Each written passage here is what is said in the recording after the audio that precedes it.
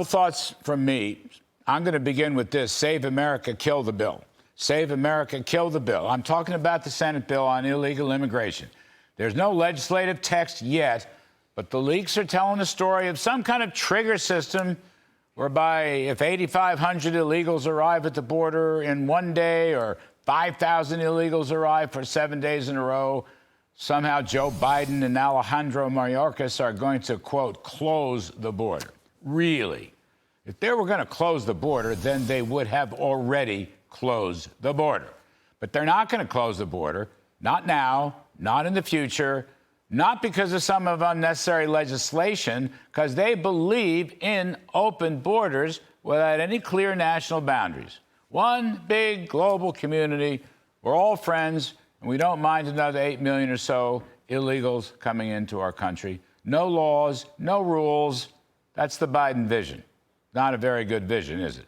Speaker Mike Johnson, exactly right when he talks about zero tolerance. But among the many catastrophes linked to the illegal immigration catastrophe is a migrant crime wave that is sweeping the country. Now, I'm quoting from Breitbart's headline, "Sanctuary cities and their suburbs are experiencing a crime wave from migrants who are released by the Biden administration after illegally crossing the border between ports of entry." Police, particularly in the Chicago area and New York City, they reported significant increases in crime related to migrants relocated to their cities, end quote. So I will say, while Joe Biden isn't personally responsible for every lawless act, you reap what you sow. A pair of New York City police officers allegedly attacked by several migrants near Times Square over the weekend. And incredibly, the suspects were released without bail. Reported migrant-related crime in Chicago and its suburbs mounting daily. Healthcare company Kaiser now telling its Oakland, California employees not to go outside for lunch. Stores closing all over the country because of blatant smash and grab theft. Carjackings have become commonplace. Here's a terrible story. A career bureaucrat who worked in President Trump's Commodity Futures Trading Corporation was carjacked and shot as he pulled up to pick up his wife after work. This is in the middle of downtown Washington, D.C. Fortunately, blessedly, he is alive at this moment.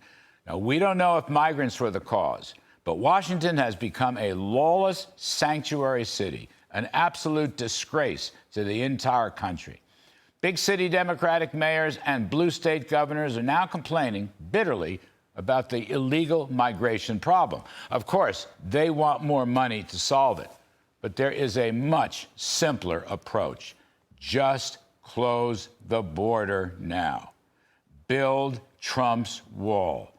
Go back to Trump's remain in Mexico. A tough policy on catch and deport.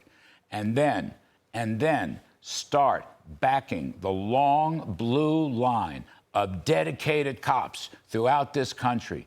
Stop burdening them with massive paperwork like New York City. Stop criticizing them publicly. Start putting law and order back into our political vocabulary. Doesn't matter what the trigger is, 5,000, 8,000, whatever thousand. If Joe Biden were going to close the border, he would have already closed the border. And if Joe Biden were going to back America's great police forces, he would have already backed America's great police forces. So I conclude, save America, retire Joe Biden. And that is my riff.